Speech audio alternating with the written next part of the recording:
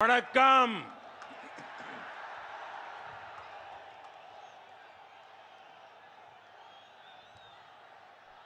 Coming to Palladam and being with all of you is a great pleasure. This Congo region of Tamil Nadu represents India's growth story in many ways. It is one of India's most vibrant textile and industry hubs. It also contributes to our country's wind energy capacity. This region is also known for its spirit of enterprise. Our risk-taking entrepreneurs and MSMEs play a role in making us the fastest growing economy. வணக்கம் நண்பர்களே, இன்றைக்கு பல்லடத்தில் உங்கள் அத்தனை பேர் மத்தியில் வந்திருப்பது மிக்க மகிழ்ச்சி அளிக்கின்றது. தமிழ்நாட்டில் கொங்கு பகுதியானது இந்தியாவுடைய வளர்ச்சி பாதையில் மிக முக்கியமான பங்கெடுத்து காட்டிக் கொண்டிருக்கின்றது. அது மட்டுமல்ல, இங்கு மிகவும் ஜவுளி தொழில் மிகவும் துடிப்பான ஒரு தொழிலாக இருந்து கொண்டிருக்கின்றது. அது ஒன்று மட்டுமல்ல, தொழில்துறை மிகவும் வளர்ச்சி பெற்ற ஒரு பகுதியாக இந்த பகுதி இருந்து கொண்டிருக்கின்றது. காற்றாலை மின்சார உற்பத்தியில் இந்த பகுதி மிகப்பெரிய பங்காற்றி வந்து கொண்டிருக்கின்றது. அதே போல இந்த பகுதியானது தொழில் முனைவோருக்கு மிகவும் உறுதுணையாக நின்று தொழில் முனைவோர் மிகப்பெரியதொரு ரிஸ்க் எடுத்து இந்த பகுதியிலே தொழில் முனையை செய்து கொண்டிருக்கிறார்கள். ஆகவே இந்த நாட்டுடைய வளர்ச்சியில், இந்த நாட்டுடைய பொருளாதாரத்தில் இந்த பகுதி கொங்கு பகுதி மிகப்பெரிய பங்கை ஆற்றிக்கொண்டு வந்து கொண்டிருக்கிறது. आज जहां भी मेरी नजर पहुंच रही है, लोग ही लोग नजर आ रहे हैं. ऐसा लग रहा है जैसे मानो केसरिया समंदर इतना बड़ा विराट ये सम्मेलन आप सब इतनी बड़ी तादाद में हम सबको आशीर्वाद देने के लिए आए. मैं आपका हृदय से बहुत बहुत अभिनंदन करता हूं. நண்பர்களே, இவ்வளவு பெரிய மக்கள் கூட்டத்தை பார்க்கின்ற பொழுது மிகப்பெரிய காவி கடலை கண்டது போல இருந்திருக்கிறது. இந்த மாநாட்டில் வந்திருக்கிற அத்தனை பேருக்கும் எனது மனதார்ந்த வாழ்த்துக்களும் நன்றிகளையும் தெரிவித்துக் கொள்கிறேன். जो लोग दिल्ली के एयर कंडीशन कमरों में बैठकर देश को टुकड़ों में देखने की कोशिश करते हैं, देश को टुकड़ों में बांटने की कोशिश करते हैं, वो जरा आकर के देख ले, तमिलनाडु हिंदुस्तान का भाग्य बनाने वाला ये राज्य आज आपकी आंखों के सामने है. நண்பர்களே, டெல்லியில ஏசியில் அமர்ந்து கொண்டு தமிழ்நாட்டை பார்த்து கொண்டிருக்கிறார்கள். ஆனால் தமிழகம் இந்த தேசியத்தை பக்கம் இன்றைக்கு இருந்து கொண்டிருப்பதை இன்றைக்கு வந்திருக்கிற இந்த கூட்டத்தின் மூலமாக நீங்கள் அத்தனை பேரை நிரூபித்துக் கொண்டிருக்கிறீர்கள். जो राजनीति के समीकरण बनाते हैं वे लिख ले, इस बार देश का भाग्य पक्का करने में तमिलनाडु सबसे आगे होगा. நண்பர்களே, எனக்கு நம்பிக்கை இருக்கிறது. தமிழகம் இந்தியாவில் முதன்மை மாநிலமாக மாற வேண்டும் என்ற நம்பிக்கை இருக்கின்றது. मैं तमिलनाडु का जितना आभार व्यक्त करूं, मेरे पास शब्द कम पड़ जाएंगे. நண்பர்களே, எனக்கு தமிழகத்தில் ஒரு 5 விஷயங்களோடு சொல்வதில் எனக்கு மகிழ்ச்சி பெருமை கொள்கிறேன். साथियों, 2024 में आज तमिलनाडु की सबसे ज्यादा चर्चा हो रही है, क्योंकि तमिलनाडु देश में विकास की राजनीति का, नई राजनीति का सबसे नया वाइब्रेंट सेंटर बनने जा रहा है। 2024 में तमिलनाडु एक नया इतिहास रचने जा रहा है, जो ऐतिहासिक एनमन एन मक्कड़ पदयात्रा आज पूरी हुई है, वो इसका सबसे बड़ा सबूत है। मेरे तमिल भाई बहनों ने एन मक्कड़ यात्रा को जो समर्थन दिया है वो अभूतपूर्व है। நண்பர்களே, 2024ஆம் ஆண்டு தமிழகத்திலே அதிகமாக பேசப்படுகின்றது பாரதிய ஜனதா கட்சி குறித்து மட்டும்தான். தமிழகம் இன்றைக்கு நாட்டினுடைய புதிய அரசியல் வளர்ச்சியிலே புதியதொரு மையமாக இன்றைக்கு மாறிக்கொண்டிருக்கின்றது. அது மட்டுமல்ல, தமிழ்நாடு வருகின்ற 2024ஆம் ஆண்டு ஒரு புதிய சரித்திரத்தை படைக்க இருக்கின்றது. அதற்கு முன்னோடியாக இன்றைக்கு இந்த வரலாற்று சிறப்புமிக்க எண்மண் நென்மக்கள் என்ற யாத்திரை வெற்றிகரமாக இன்றைக்கு உங்கள் முன்னாடி முடித்து நின்று மிகப்பெரிய சான்றாக இருந்து கொண்டிருக்கிறது. அது மட்டுமல்ல, தமிழகத்தில் அனைத்து சகோதர சகோதரிகளும் இந்த யாத்திரைக்கு நீங்கள் அளித்த ஆதரவு வரலாற்றில் இதற்கு முன்பு எப்பொழுதுமே இல்லாதவர்களுக்கு மிகப்பெரிய ஆதரவை நீங்கள் கொடுத்திருக்கிறீர்கள். साथियों, एन मक्कड़ ये यात्रा अपने नाम की वजह से भी बेहद खास रही है। हर भाजपा कार्यकर्ता के लिए इस मिट्टी का कण कण ईश्वर के समान है। हर भाजपा कार्यकर्ता नेशन फर्स्ट के संकल्प के साथ समाज की सेवा में जुटा है। मैंने भी देखा है कैसे समाज के हर एक वर्ग ने इस यात्रा के दौरान बीजेपी के लिए अपना समर्थन, अपना आशीर्वाद दिया है। मैं विशेष रूप से अपने युवा और ऊर्जावान सहयोगी भाई अन्नामलाई को अनेक अनेक शुभकामनाएं देता हूं। उन्होंने इस यात्रा से सबका साथ, सबका विकास और सबका विश्वास ये मंत्र घर घर तक पहुंचाया है। நண்பர்களே, எண்மண் நென்மக்கள் என்ற பயணம் அதன் பெயரே ஒரு மிக சிறப்பு வாய்ந்த ஒரு பெயராகும். இது ஒவ்வொரு பாரதிய ஜனதா கட்சியின் தொண்டனுக்கும் இந்த மண்ணிற்கும் உள்ள பிணைப்பை இது காட்டுகின்றது. ஒவ்வொரு பாரதிய ஜனதா கட்சி தொண்டனும் இந்த மண்ணும் கடவுளுக்கு சமமானவர்கள் என்று நான் கருதுகின்றேன். அதே போல நாடுதான் முதன்மை என்று பாரதிய ஜனதா கட்சி கருதுகின்றது.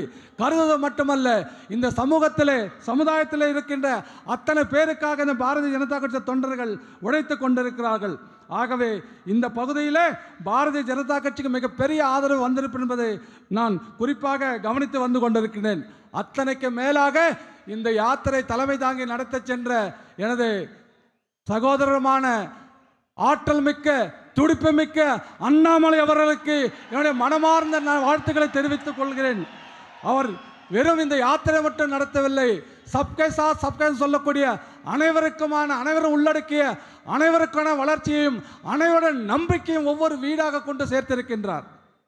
साथियों, मेरे लिए तमिल भाषा और तमिल संस्कृति बहुत विशेष रही है। संयुक्त राष्ट्र में, यूएन में मैंने जो तमिल कविता पढ़ी थी उसके बारे में विदेशों तक में पूछा जाता है। मैंने मेरे संसदीय क्षेत्र काशी में काशी तमिल संगमम करवाया, उसे लेकर भी लोग सवाल पूछते हैं। मैंने इस देश का महान परंपरा का सम्मान करते हुए तमिलनाडु की महान परंपरा उसका सम्मान करते हुए पवित्र सेंगोल को देश की संसद में सबसे ऊंचे मंच पर स्थापित किया। इसे लेकर भी आज देश के वासियों के दिल में तमिलनाडु को जानने की एक नई जिज्ञासा पैदा हुई है। तमिलनाडु से मेरा रिश्ता राजनीति का नहीं है, ये रिश्ता दिल का है और दशकों पुराना है। मुझे तमिलनाडु की मिट्टी ने हमेशा असीम प्रेम दिया है। करीब 32 साल पहले 1991 में मैंने जब एकता यात्रा निकाली थी, उसकी शुरुआत भी तमिलनाडु के कन्याकुमारी से हुई थी और वो यात्रा 2 मकसद लेकर के चली थी। एक, श्रीनगर के लाल चौक में आतंकवादियों की गोलियों के बीच भी जाऊंगा और तिरंगा झंडा फहरा के रहूंगा। और दूसरा संकल्प था आर्टिकल 370 हमेशा के लिए मिटा के रहूंगा। और इसलिए कन्याकुमारी से तमिलनाडु की मिट्टी को माथे पर चढ़ा के निकला था और आज वो दोनों काम आज लाल चौक में शान से तिरंगा फहरा रहा है। और आज आर्टिकल 370 इतिहास के पन्नों में बंद हो चुकी है। अब एन मक्कल यात्रा तमिलनाडु को एक नए पथ पर ले जा रही है। நண்பர்களே, தமிழ் மொழியும் தமிழ் பண்பாடும் எனக்கு மனதிற்கு மிகவும் நெருக்கமானது மட்டுமல்ல, மிகவும் சிறப்பு வாய்ந்தது. அதனால் தான் ஐக்கிய நாடுகள் சபையில் பேசுகின்ற பொழுது நான் படித்த தமிழ் கவிதைகள் அங்கே படித்தேன். அதை கேட்ட பிறகு வெளிநாட்டில் கூட இதை கேட்க முடியுமா என்று என்னை பார்த்து பல பேர் கேள்வி கேட்டார்கள். எனது நாடாளுமன்ற தொகுதியிலே காசி தமிழ் சங்கம் என்ற மிகப்பெரிய ஒரு சங்கமத்தை நான் செய்து முடித்தேன். அது குறித்து மக்கள் என்னிடம் கேட்கிறார்கள், என்ன தமிழுக்காக நீங்கள் இவ்வளவு செய்கிறீர்கள் என்று.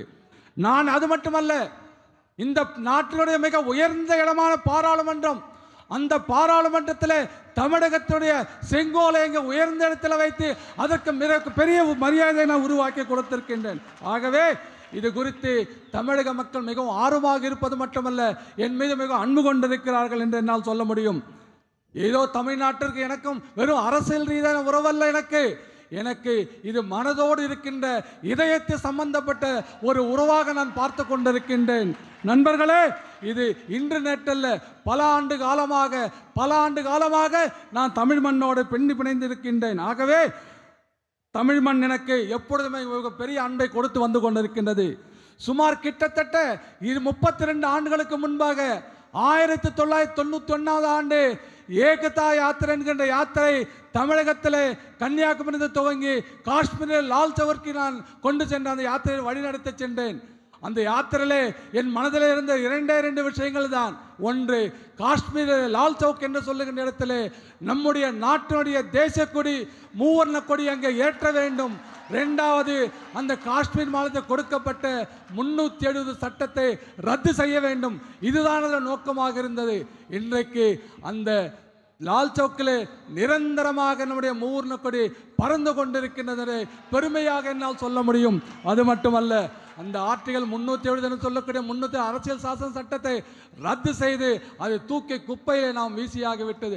மிகப்பெரிய வரலாற்று சாதனை நாம் செய்திருக்கின்றோம். ஆகவே அதே போல இந்த எண்மண் நென்மக்கள் யாத்திரை கூட, இந்த யாத்திரை தமிழகத்தை ஒரு புதிய பாதையிலே நோக்கி கொண்டு சென்று கொண்டிருக்கின்றது. साथियों, बीजेपी तमिलनाडु में भले ही कभी सत्ता में न रही हो, लेकिन तमिलनाडु हमेशा बीजेपी के दिल में रहा है. ये बात आज हर तमिल भाई बहन जानता है, हर तमिल भाई बहन समझ रहा है. इसलिए जिन्होंने दशकों तक तमिलनाडु को लूटा, वो लोग बीजेपी की बढ़ती ताकत से घबराए हुए हैं. वे लोग झूठ बोलकर जनता को आपस में बांटकर, लोगों को लड़वाकर अपनी कुर्सी बचाना चाहते हैं. लेकिन तमिलनाडु के लोग दिल से जितने पवित्र होते हैं, उतने ही समझदार भी होते हैं. इनकी सच्चाई सामने आ चुकी है. इनकी पोल खुल चुकी है. इसलिए अब तमिलनाडु के लोग बीजेपी पर भरोसा जता रहे हैं. ये नजारा कह रहा है. நண்பர்களே, தமிழ்நாட்டில் பாரதிய ஜனதா கட்சி என்றைக்கு ஆட்சியில் இருந்ததில்லை. ஆனால் தமிழ்நாடு பாரதிய ஜனதா கட்சியுடைய இதயத்தில் எப்பொழுதுமே இருந்து கொண்டிருக்கின்றது. சகோதரர்களே, இதை ஒவ்வொரு தமிழ்நாட்டிற்குடைய ஒவ்வொரு சகோதரனுக்கும், தமிழ்நாட்டிற்குடைய ஒவ்வொரு சகோதரிக்கும் நன்றாக தெரியும், நன்றாக புரிந்து கொண்டிருக்கிறார்கள். ஆகவே தான் இந்த விஷயத்தை எல்லாம் தெரிந்து பல ஆண்டு காலமாக இந்த தமிழகத்தை கொள்ளையடித்துக் கொண்டிருந்த கொள்ளையர்கள் இதை புரிந்து கொண்டு பாரதிய ஜனதா கட்சியோட பலம் பெருகி வருகிறது. இதை எப்படியாவது தடுக்க வேண்டும் என்ற முயற்சியின் காரணமாக மக்களுக்கு பொய்யை சொல்லி, மக்களை திசை திருப்பி, மக்களுக்குள்ளே சண்டையை மூட்டி, தீயை மூட்டி, விரோதத்தை செய்து, அதன் மூலமாக பொதுமக்களை பிரித்து அவர்களுடைய நாற்காலியை காப்பாற்றிக் கொள்வதற்காக மிகப்பெரிய பொய்களை சொல்லிக் கொண்டிருக்கிறார்கள். ஆனால் ஒரு விஷயம் மறந்துவிடக்கூடாது, தமிழகத்திட மக்கள் உள்ளத்திலே தூய்மையானவர்கள் மட்டுமல்ல, மிகச்சிறந்த அறிவாளிகள் என்பது நம் அத்தனை பேருக்கும் தெரியும். ஆகவே இவருடைய நாடகம், கபட நாடகம் இப்பொழுது வெளியே வந்துவிட்டது. வெளியே வந்தது மட்டுமல்ல, அவர்களுடைய தவறுகள், அவர்கள் செய்த அத்தனை ஊழல்களும் இன்றைக்கு வெளியே வந்து கொண்டிருக்கிறது. அதன் காரணமாகத்தான் தமிழகத்தில் பாரதிய ஜனதா கட்சியின் மீது மக்களுக்கு மிகப்பெரிய நம்பிக்கை வந்து கொண்டிருக்கின்றது. साथियों, केंद्र में बीजेपी सरकार ने तमिलनाडु के विकास को हमेशा प्राथमिकता दी है. 2004 से 2014 के बीच तमिलनाडु को केंद्र सरकार से टैक्स डिवोल्यूशन की जितनी राशि मिली थी, बीजेपी सरकार ने उसे 3 गुना ज्यादा राशि तमिलनाडु को दी है. और तब दिल्ली में तमिलनाडु से डीएमके के लोग सरकार में बैठे थे, मलाई खा रहे थे, लेकिन तमिलनाडु का भला करने के लिए कुछ भी नहीं कर पाते थे. पिछले 10 साल में बीजेपी सरकार ने तमिलनाडु को विकास के कार्यों के लिए पहले के मुकाबले कई गुना ज्यादा पैसे दिए हैं. और आप ये भी याद रखिए कि डीएमके और कांग्रेस लंबे समय से एक दूसरे के सहयोगी है.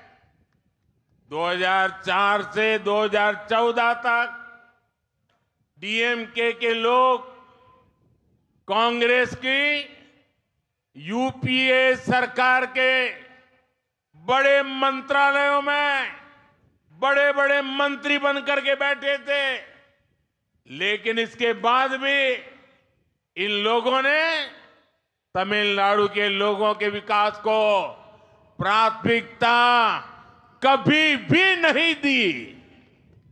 நண்பர்களே, தமிழகத்திலே வளர்ச்சிக்காக மத்திய பாரதிய ஜனதா கட்சி எப்பொழுதுமே தமிழகத்தில் வளர்ச்சிக்கு மிகப்பெரிய முன்னுரிமை கொடுத்து வந்து கொண்டிருக்கின்றது. ஆனால் ஒரு விஷயத்தை நாம் புரிந்து கொள்ள வேண்டும்.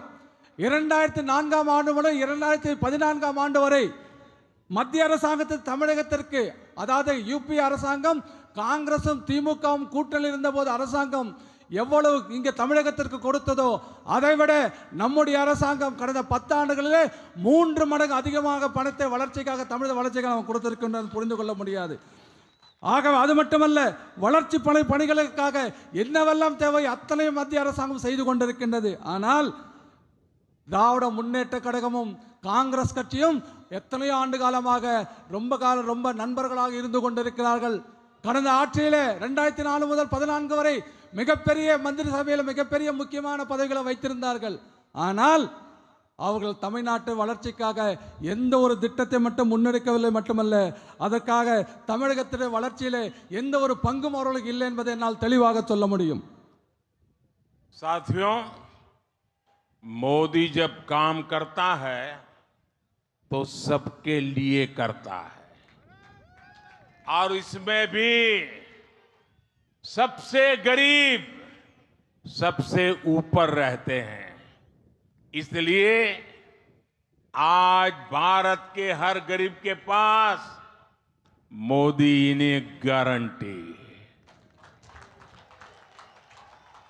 तमिलनाडु में मोदी इन गारंटी का अर्थ है 3.5 करोड़ लोगों को मुफ्त अनाज.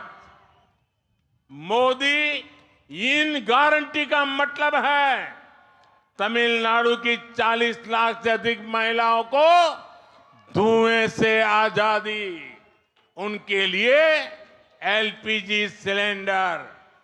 मोदी इन गारंटी का मतलब है तमिलनाडु के 6 लाख से अधिक ग्रामीण परिवारों के लिए पीएम आवास.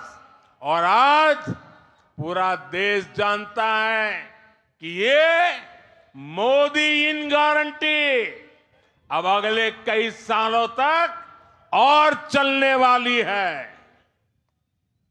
நண்பர்களே, மோடி வேலை செய்யும் பொழுது அவர் அத்தனை நபர்களுக்காக மட்டும் வேலை செய்து கொண்டிருக்கிறார். அதிலும் குறிப்பாக ஏழைகளை முதன்மைப்படுத்தியவர்களை பெருமைப்படுத்தியவர்கள் முதலிடத்தில் வருவதற்காக ஏழைகளுக்காக கடுமையாக உழைத்துக் கொண்டிருக்கிறார். அதனால்தான் இன்றைக்கு நாட்டில் ஏழைகளை குறைந்து இன்றைக்கு அவர்களுக்கு அத்தனை வசதிகளும் கிடைத்துக் கொண்டிருக்கிறது. தமிழ்நாட்டில் மோடி கேரண்டி, மோடியுடைய உத்தரவாதம் என்று சொன்னால் 3.5 கோடி மக்களுக்கு இலவசமாக நாம் அரிசி கொடுத்து கொண்டிருக்கிறோம். அதுதான் மோடியுடைய கேரண்டி, தமிழ்நாட்டு உத்தரவாதம். அதே போல மோடி உத்தரவாதம் என்று சொன்னால் தமிழ்நாட்டில் 40 லட்சம் பெண்களுக்கு இலவசமாக கேஸ் சிலிண்டர் கனெக்ஷன் நம்ம கொடுத்திருக்கோம். அதே போல மோடி கேரண்டி, மோடி உத்தரவாதம் சொன்னால் 6 லட்சத்திற்கு அதிகமான கிராமப்புற வீடுகளில் நாம பிரதான் மந்திரி ஆவாஸ் சொல்லக்கூடிய பிரதம மந்திரி வீடு கட்டுகின்ற திட்டத்தின் மூலமாக அத்தனை பேருக்கு நாம் கொடுத்திருக்கின்றோம், வீடுகள் கட்டி கொடுத்திருக்கிறோம். ஆகவே மோடி உத்தரவாதம் என்பது ஏதோ ஒரு சில நபர்களுக்கு மட்டுமல்ல, மோடி உத்தரவாதம் என்பது இன்னும் பல ஆண்டு காலத்திற்கு தொடரும் என்பதை நான் இந்த கூட்டத்தின் வாயிலாக உங்களுக்கு அறிவித்துக் கொள்கிறேன். அதை இந்த நாடும் புரிந்திருக்கிறது. आज जब मैं तमिलनाडु आया हूं तो आदरणीय एमजीआर जी को भी याद कर रहा हूं. श्रीलंका की यात्रा के दौरान मुझे एमजीआर की जन्मभूमि कैंडी जाने का अवसर मिला था. मैंने वहां के लोगों से उनकी बात की थी. आज मैं उनकी कर्मभूमि तमिलनाडु आया हूं. एमजीआर ने परिवारवाद की परंपरा से हटकर सुशासन की महान परंपरा को स्थापित किया था। उन्होंने क्वालिटी एजुकेशन और हेल्थ केयर के लिए काम किया और यही कारण था कि समाज के नौजवान और महिलाएं उनका इतना सम्मान करते हैं। यही कारण है कि आज भी समाज के गरीब तबके के लोग उन्हें अपना सबसे बड़ा नेता कहते हैं।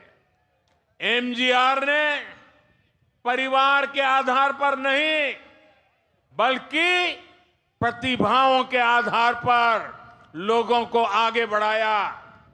लेकिन दुर्भाग्य से आज तमिलनाडु में डीएमके के कारण जो राजनीति हो रही है वो एमजीआर साहब के लिए अपमान जैसा है।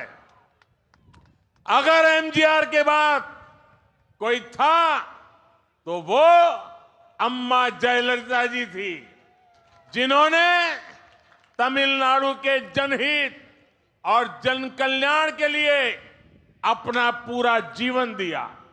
अभी कुछ समय पहले उनकी जन्म जयंती थी। आज तमिलनाडु की इस भूमि से मैं उन्हें अपनी श्रद्धांजलि देता हूं। मेरा सौभाग्य है कि मैंने काफी समय तक जयललिता जी के साथ काम किया था। मैं जानता हूं कि वो किस तरह तमिलनाडु के लोगों के साथ दिल से जुड़ी हुई थी। उन्होंने जीवन भर एमजीआर के सिद्धांतों पर चलकर तमिलनाडु के लोगों के विकास और उनके हित के लिए काम किया और यही कारण है कि आज भी तमिलनाडु के घर घर में लोग उन्हें याद करते हैं। நண்பர்களே, இன்றைக்கு தமிழ்நாட்டிற்கு நான் வந்த பொழுது மரியாதைக்குரிய எம்ஜிஆர் அவர்கள் எனது நினைவிற்கு வந்தார். நான் அவர் பிறந்த ஊரான இலங்கைக்கு சென்ற பொழுது அவர் பிறந்த ஊரான கண்டிக்கு நான் செல்லுகின்ற வாய்ப்பு எனக்கு கிடைத்தது. அங்கே மக்களிடத்தில் நான் பேசினேன். இன்றைக்கு அவர் எங்கு பணியாற்றினாரோ அவருடைய இந்த மண்ணிற்கு நான் வந்திருக்கின்றேன். அது மட்டுமல்ல, இந்த குடும்ப பாரம்பரியத்திலிருந்து மிகப்பெரியதொரு நல்லாட்சி நடத்தியதன் மூலமாக மரியாதைக்குரிய எம்ஜிஆர் அவர்கள் தரமான கல்வியும் நல்ல சுகாதாரத்தையும் தமிழக மக்களுக்கு கொடுத்திருக்கின்றார். அதன் காரணமாக சமூகத்தில் இளைஞர்களும் பெண்களும் அவரை மிகவும் மதிப்பதற்காக இந்த மிகப்பெரிய அளவில் மதித்து வந்தார்கள் என்பதை நமக்கு இதன் மூலமாக புரிந்து கொள்ள முடியும். அதற்காகத்தான் ஏழை மக்கள் அத்தனை பேரும் தமிழகத்தில் எம்ஜிஆரை ஒப்பற்ற தலைவர் என்று இன்றைக்கு புகழ்ந்து கொண்டிருக்கிறார்கள் பெரியவர்களே. அது மட்டுமல்ல, எம்ஜிஆர் அவர்கள் ஏதோ குடும்பத்து அரசியல் காரணமாக ஆட்சிக்கு வரவில்லை. அவர் அத்தனை ஆட்சியும் திறமைகளின் அடிப்படையில் தான் இந்த தமிழகத்தில் ஆட்சியை நடத்தியிருக்கின்றார். ஆனால் துரதிர்ஷ்டவசமாக இன்றைக்கு திராவிட முன்னேற்ற கழக திமுகவால் தமிழகத்தில் எம்ஜிஆரை அவமானிப்பது போல அவரை கேவலப்படுத்துகின்ற ஒரு ஆட்சி இன்றைக்கு இங்கே நடந்து கொண்டிருக்கின்றது. எம்ஜிஆருக்கு பிறகு யாராவது ஒரு இந்த நாட்டிலே நல்லதொரு ஆட்சி கொடுத்திருப்பார்கள் என்று சொன்னால் அது அம்மா ஜெயலலிதா அவர்கள் மட்டுமே என்று என்னால் சொல்ல முடியும். காரணம், அவர் முழுக்க தனது வாழ்நாள் முழுவதும் இந்த பொது நலனுக்காகவும் தமிழக மக்களின் வளர்ச்சிக்காகவும் கொடுத்தார் என்று என்னால் சொல்ல முடியும். சிறிது நாட்களுக்கு முன்பாகத்தான் அவருடைய பிறந்த நாள் கொண்டாடப்பட்டது. ஆகவே இன்றைக்கு தமிழகத்திலிருந்து இந்த மண்ணிலிருந்து அவருக்கு நான் மீண்டும் ஒரு முறை என்னுடைய அஞ்சலியை செலுத்துகின்றேன். இது எனக்கு மிகப்பெரிய மகிழ்ச்சியை கொடுக்கின்றது. அது மட்டுமல்ல, ஜெயலலிதா அவர்களோடு மிக பல்லாண்டு காலம் நான் நெருங்கிய பணியாற்றிய பாக்கியம் எனக்கு கிடைத்திருக்கின்றது. அதே போல தமிழக மக்களோடு அவர் எப்படி மக்களோடு தன்னை தொடர்பு படுத்திக் கொண்டு மக்களுக்காக எப்படி வாழ்ந்தார் என்பதை அத்தனை பேரும் நமக்கு அறிவோம். அது மட்டுமல்ல, எம்ஜிஆர் கொள்கைகளை கடைபிடித்து அதன் மூலமாக மக்களின் வளர்ச்சி மற்றும் மக்களின் நலனுக்காக மட்டும் பணியாற்றினார். அதன் காரணமாகத்தான் இன்றைக்கும் தமிழகத்தில் அனைத்து வீடுகளிலும் அவரை நினைவு கூர்ந்து வருவதற்கு இது ஒரு மிகப்பெரிய காரணமாக இருந்து கொண்டிருக்கின்றது. साथियों, मोदी जब देश के विकास की गारंटी लेता है तो ये भी सुनिश्चित करता है कि तमिलनाडु भी उसी रफ्तार से आगे बढ़े। तमिलनाडु के लोगों ने हमेशा देश को सबसे ऊपर रखा है। इसलिए आज अगर देश में 2 डिफेंस कॉरिडोर बनते हैं तो उनमें से एक तमिलनाडु में बनाया जाता है। आज देश जब टेक्सटाइल की फील्ड में संभावनाओं के लिए काम करता है तो तमिलनाडु को उसका भरपूर फायदा मिलता है। நண்பர்களே, மோடி உத்தரவாதம் என்பது நாட்டின் வளர்ச்சி என்று சொல்லுகின்ற பொழுது அது தமிழகத்தில் வளர்ச்சி சேர்த்து தான் என்னால் சொல்ல முடியும். ஆகவே நாடு எப்படி வளர்கிறதோ அதே வேகத்தில் தமிழகம் வளர வேண்டும் என்பதிலே மோடியுடைய உத்தரவாதம் உங்களுக்கு உறுதி செய்கிறது. தமிழக மக்கள் எப்பொழுதுமே இந்த நாட்டை குறித்து மிகப்பெரிய மரியாதையும் மதிப்பும் வைத்திருக்கின்றார்கள்.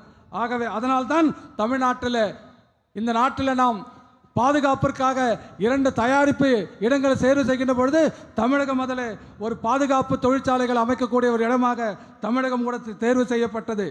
அதில் இன்றைக்கு தமிழகத்திலிருந்து இராணுவ தளவாடங்கள் மிகப்பெரிய அளவில் நாம் தயாரித்து கொண்டிருக்கின்றோம். அது மட்டுமல்ல, ஜவுளித்துறையிலே மிகப்பெரியதொரு வாய்ப்பு நாட்டில் வருகின்ற பொழுது தமிழ்நாடு கூட அதற்கான முழு பலனையும் இன்றைக்கு பெற்றுக்கொண்டது என்னால் சொல்ல முடியும். साथियों, विपक्ष में बैठे हुए इंडिया अलायंस के लोग और जो आज इंडिया अलायंस के साथियों ने तमिलनाडु को जकड़ा हुआ है, वो कभी तमिलनाडु का विकास नहीं होने देंगे। आप पहले का समय याद करिए, जो कांग्रेस डिफेंस के सौदों में हजारों करोड़ रुपए की दलाली खाती थी, वो कांग्रेस क्या तमिलनाडु में डिफेंस कॉरिडोर बनने देती?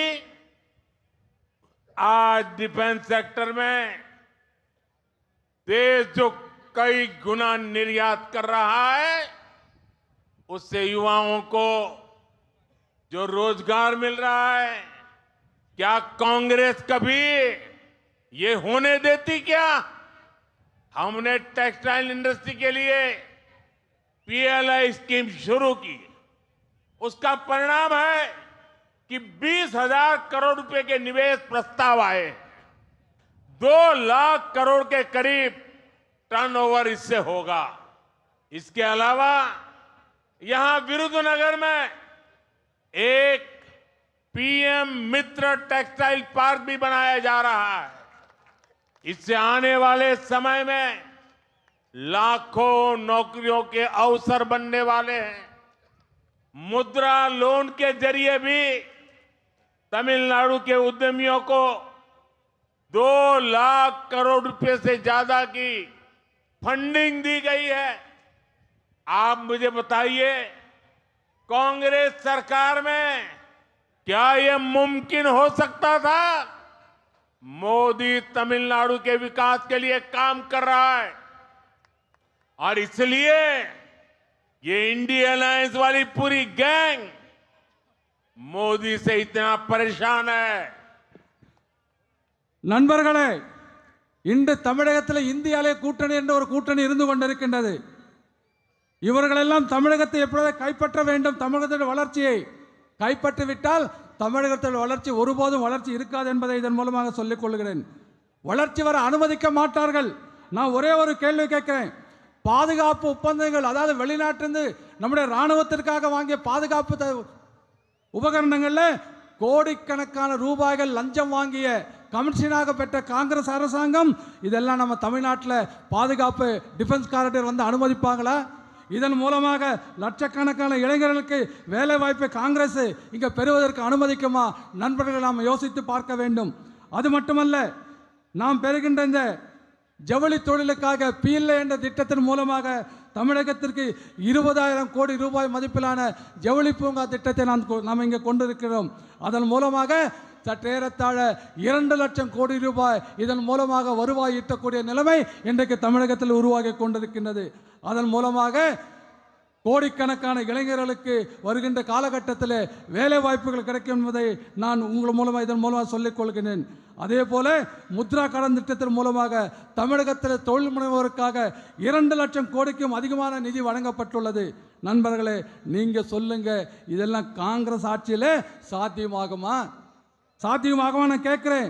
தமிழகத்தோட வளர்ச்சிக்காக மோடி கடுமையாக உழைத்து வருகின்ற காரணத்தினால எதிர்க்கட்சிகள் அத்தனை பேருக்கும் என் மீது மிகப்பெரிய கோபத்தில் இருந்து கொண்டிருக்கிறார்கள். साथियों, आज बीजेपी अपनी सरकार के तीसरे कार्यकाल में विकसित भारत के निर्माण की बात कर रही। बीजेपी अपने तीसरे कार्यकाल में भारत को तीसरी सबसे बड़ी अर्थव्यवस्था बनाने की बात कह रही है, लेकिन दूसरी तरफ केवल मोदी से नफरत, उसके नाम पर एकजुट हुए इंडी गठबंधन के लोग अनाप शनाप बोलते रहते हैं। क्या आपने इनके एक भी दल को विकास पर, अर्थव्यवस्था पर, इंडस्ट्री पर, शिक्षा पर, एग्रीकल्चर पर, लेबरर्स पर, फिशरमैन पर बात करते सुना है क्या? इन्हें बस एक ही चिंता है कि कैसे इनके परिवार की दुकान चलती रहे, अपने परिवार को बढ़ावा देकर ये तमिलनाडु के हर युवा का विकास रोके हुए हैं। நண்பர்களே, நாம் புதிய பாரதத்தை உருவாக்க வேண்டும். நாம் மிகப்பெரிய ஒரு முயற்சி எடுத்து வந்து கொண்டிருக்கின்றோம். நீங்கள் இந்த இந்தி கூட்டணியில் இருக்கிற அத்தனை பேருக்கும் நன்றாக தெரியும். அவர்கள் நான் செய்கின்ற வளர்ச்சி, இந்த நாட்டோட வளர்ச்சி, இந்த நாட்டோட தொழில் வளர்ச்சி, அதே போல் இந்த நாட்டில் விவசாயிகள பெண்களுக்கான வளர்ச்சி, அதே போல் மீனவர்களுக்கான திட்டங்கள், விவசாயிகளுக்கான திட்டங்கள், இப்படிப்பட்ட வளர்ச்சியை நான் கொடுத்து கொண்டிருக்கின்றேன். ஆனால் இதை எப்படியாவது என் மீது அவதூறுகளை பரப்பி மோடி உங்களுக்கு நல்லது செய்ய மாட்டார் என்று ஒரு பொய்யான ஒரு உருவத்தை உருவாக்க முயற்சி செய்து கொண்டிருக்கிறார்கள். ஆனால் தமிழ்நாடு போன்ற மாநிலங்களிலே கொள்ளை அடிப்பதற்காக மட்டுமே அவர்கள் இதை கூட்டணி உருவாக்கி இருக்கிறார்கள். ஆகவே அந்த கொள்ளையடிக்கின்ற அவர்கள் கடையை நாம் பூட்ட வேண்டிய நேரம் இப்பொழுது வந்துவிட்டது. साथियों, इंडी गठबंधन के लोग केंद्र में तो अपनी हार मान चुके हैं, लेकिन इनकी कोशिश है कि कैसे तमिलनाडु जैसे राज्यों में लूटने का लाइसेंस बना रहे। लेकिन 2024 में जनता ने मन बना लिया है कि इनकी लूट की हर दुकान पर ताला डालना है। तमिलनाडु में एन मक्कर यात्रा ने इस ताले का इंतजाम कर दिया है।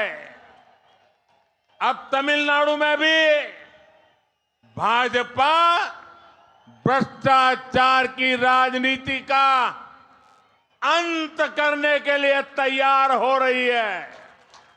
मैं हमारे सभी कार्यकर्ताओं से कहना चाहूंगा, आपको जनता का आशीर्वाद लेकर पूरी ऊर्जा के साथ तमिलनाडु में लोगों की सेवा करनी है। आपको तमिलनाडु के घर घर तक बीजेपी के तीसरे कार्यकाल के संकल्प को पहुंचाना है।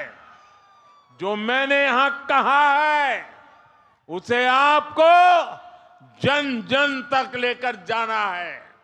मैं फिर एक बार इस विशाल जन समुदाय को और तमिलनाडु के ये उज्जवल भविष्य की गारंटी लेके आए हैं।